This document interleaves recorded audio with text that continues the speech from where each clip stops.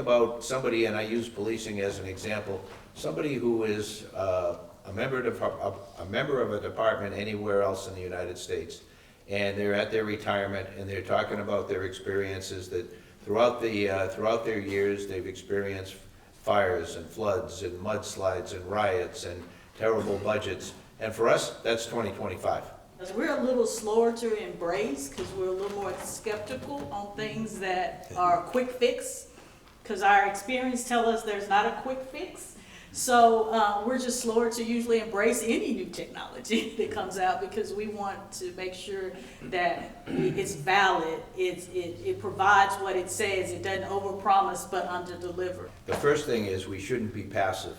We shouldn't let vendors dictate what we use, what direction our profession is going. There's a number of organizations out there that have a louder collective voice. If we work through them, we can get vendors to be able to tailor their product to our needs, rather than us addressing what they're putting out as how are we going to use this. I think the one takeaway for the group should be is nothing replaces boots on the ground. And when Chief McDonald talks about being 1,400 officers down, or I talk about being 150 firefighters down, it's because we need people to do the job. Technology is not going to replace a police officer, a sheriff's deputy, or a firefighter. We know there's a line for people having a voice, and we want to protect the freedom of speech for our students, because they are exploring, they're trying to figure out things. So we want to protect it, but at the same time, it's the responsibility of us and our partners to make sure that everybody else around them are safe. We're going to be challenged again. We have to train together. We have to deconflict our policies and procedures. We have to leverage technology. We need a common operating picture that's shared between all of the departments, so we all know exactly what's going on in real time, so we can make the best strategic and tactical decisions for our personnel as they go out to protect lives and property.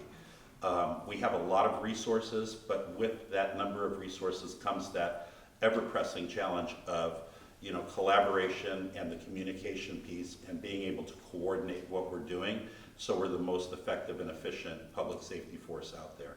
I get to talk to recruits, I get to talk to retirees, and we are a culture, and I've said this before, but much like the military, from day one, we start looking toward our retirement. Where am I going to move to? What am I going to do? And just wishing our lives away. And then when you talk to retirees, what do they talk about? Every day they had on the job. So we don't appreciate what we have while we have it, and we look back on it later and wish we could still do it.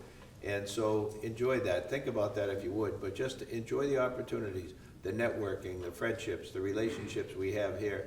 The different AARs that have already been put out, those after-action reviews, they all have lessons learned in critical focus areas, and almost all of them talk about a greater need for communication and a greater need for collaboration, a greater need for both field training exercises and tabletop exercises, because trying to coordinate 74 different departments is a challenge. And when the chief speaks about people taking her call, she's right. We're all in this together. Nobody stands alone. But our teams must function seamlessly with one another in order for us to have good outcomes during these natural disasters. Anytime that we can reach a student and teach them how to navigate in this community, because we're 29% international students, their first time ever in this country, and they get to experience all of LA in its glory, right? And so if we can teach them how to navigate, keep themselves safe, and I always tell my new officers that come in, it's a challenge.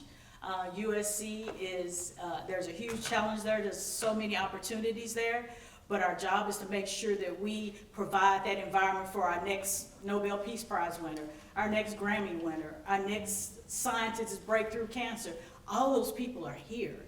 And my job is to keep them safe so they can pursue all of those, all those lifelong goals and become whatever it is they have imagined themselves to be, and to create that environment. And in order to do that, I have to have all my partners, not just here at USC, but everybody that contributes to that. So success is when our students leave here, for me, leave here, and they're able to reach their full potential.